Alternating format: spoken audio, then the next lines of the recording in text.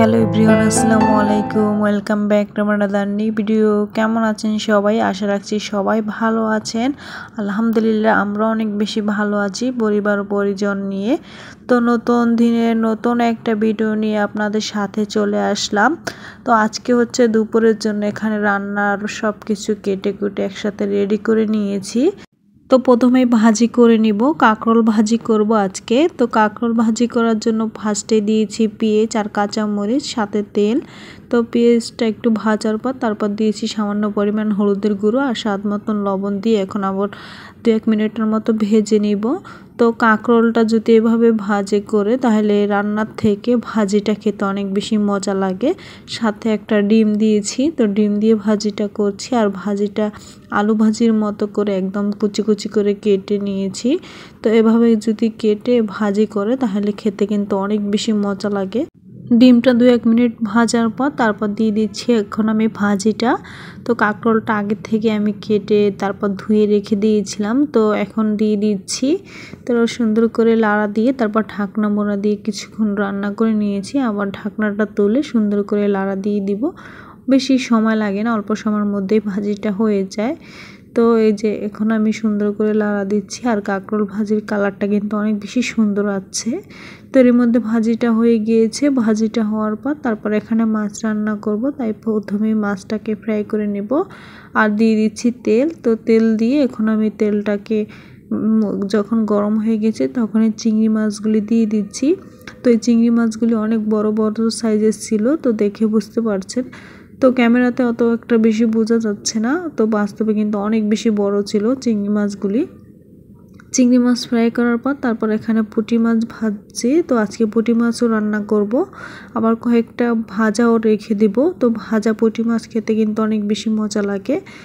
তো চিংড়ি মাছ তারপর পুঁটি মাছ ভাজার পর এখন চিংড়ি মাছ দিয়ে আজকে ভেন্ডি দিয়ে রান্না করব ঝোল ঝোল করে। তো কখনো রান্না করা হয়নি, আজকে প্রথম রান্না করছি। তো খেতে কিন্তু অনেক বেশি মজা লাগছিল। যেহেতু খাওয়ার পরে বয়স দিচ্ছি তাই বলতে পারছি অনেক বেশি মজা হয়েছিল। যারা খান নাই তারা খেয়ে দেখতে পারেন, আশা করছি সবার কাছেই ভালো লাগবে আমাদের মতো।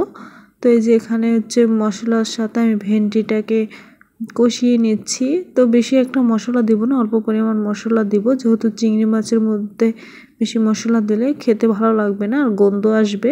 আর প্রথমে তেলের সাথে 2-1 মিনিটের মতো ভেজে নিয়েছিলাম। তারপর ভেজে নেওয়ার পর আমি বাকি মশলাগুলি দিয়েছি।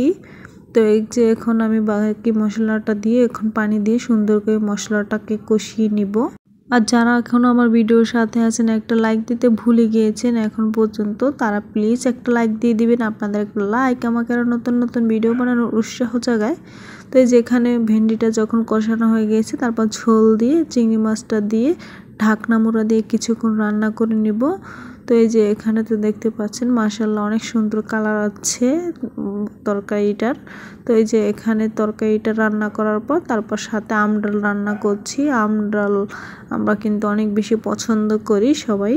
তো আমডাল রান্না ইলেকট্রিক চুলায় হচ্ছে, আর এদিকে হচ্ছে এই পুঁটি মাছের তরকারিটা রান্না করে নিব। তাই এখানে বরাবরের মতো মশলা মাছের মধ্যে যা যা ব্যবহার করি ওই রকমের মশলা দিয়ে এখানে আমি মশলাটাকে কষিয়ে নিব। আর যারা আমার চ্যানেলে নতুন ভিজিট করেছেন তাদের কাছে যদি আমার ভিডিও কোনো অংশে ভালো লাগে থাকে চাইলে আমার চ্যানেলটা সাবস্ক্রাইব করে আমার পাশে থেকে যেতে পারেন। তো এই যে এখানে হচ্ছে আজকে পুঁটি মাছটা রান্না করব, বেগুন তরকারি দিয়ে রান্না করব, তাই এখানে বেগুনটা দিয়ে দিচ্ছি। আগে থেকে কেটে রেখে দিয়েছিলাম। মশলাটা যখন সুন্দর করে কষানো হয়ে গেছে তখন বেগুনটা দিয়ে বেগুনটাকেও আমি কষিয়ে নিয়েছি 5-6 মিনিটের মতো। বেগুনটা কষানোর পর তারপর এখন পরিমাণ মতন ঝোল দিয়ে দিচ্ছি। তো ঝোল দেওয়ার পর ঝোলটার মধ্যে দিয়ে দিচ্ছি পুঁটি মাছগুলি। তো পুঁটি মাছটা দিয়ে সুন্দর করে এখন লাড়া দিয়ে ঢাকনা মোড়া দিয়ে তারপর কিছুক্ষণ রান্না করে নিব। তারপর আমাদের দুপুরের রান্নাটা হয়ে গিয়েছিল, এখন আমরা দুপুরের খাবারটা খেয়ে নিব। তাই সব খাবার দাবার একসাথে টেবিলে নিয়ে নিচ্ছি। আজকের ভিডিওটা এখানেই বিদায় নিয়ে নিচ্ছি। আল্লাহ হাফেজ।